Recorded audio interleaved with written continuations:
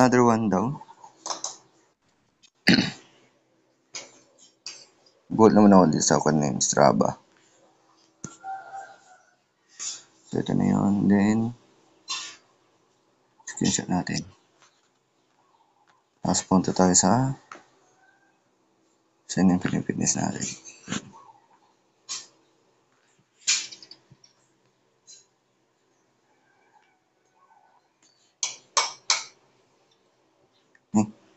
Dito pala.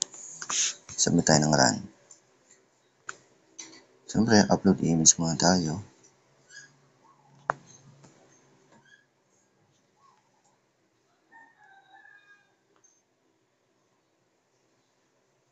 .26 kilometers. Tapos, yung time natin is 1:15:53. 1 hour, 15 minutes, and 53 seconds. So, confirm lang natin. 1:15:53 tapos 8:26. Then, submit. Proceed.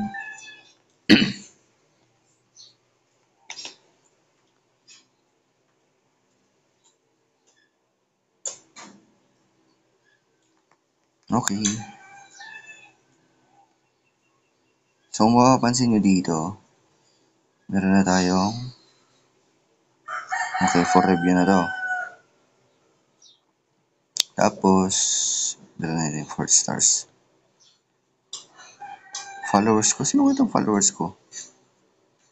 Wow. So, shout out po kay Peter Salalima. Yan.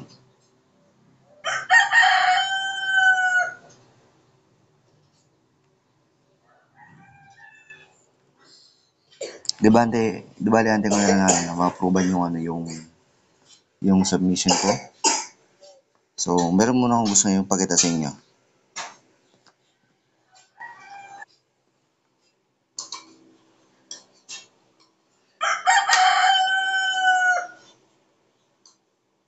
Ano dito yun?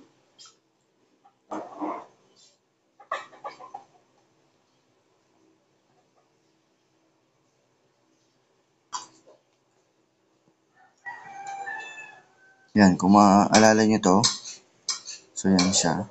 Tapos ito yung border. So ito yung free entry noon na emoji day run. Yan. Emoji day virtual run. So ito siya. Ngayon, dumakbo ako dito ng ng 21 kilometers. Gusto kong ipakita sa inyo yung aking, saan yun? So ito yung aking certificate. So ito naman,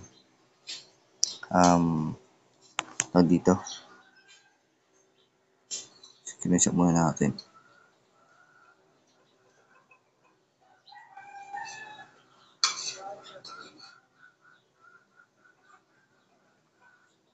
Di ba kaya ito?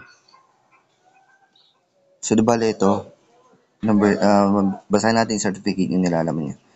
This certificate is presented to local television. So, yun po yung pangalan ng YouTube channel for completing the Emoji Day Virtual Run. 21 kilometers yung po yung distance ko in 1 runs. Ibig sabihin ng 1 runs, isang takbuhan lang yun. Or isang attempt ko lang na ginawa yung 21 kilometers. Run from July 17 to 24. So, July 17 pa lang, dumating na sa akin yung certificate. Sinend nila sa akin Gmail. So, yun. So, di bale ngayon yung last day, July 24. So, ngayon ko lang din muna siya ipopost. Kasi nung at that day, July 17, meron kaming pinuntahan nun. Kaya hindi ko siya naharap na i-post nun kagad sa aking FB account, sa aking FB page, and sa aking YouTube channel.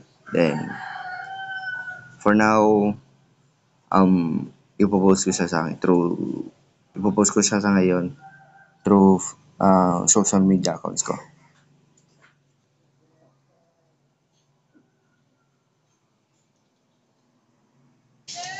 So, yun. Meron na tayong notification sa Pinoy Fitness.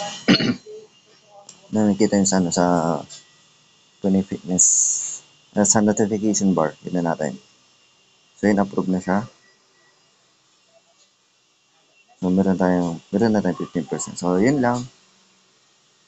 Thank you so much po and God bless po sa ating lahat.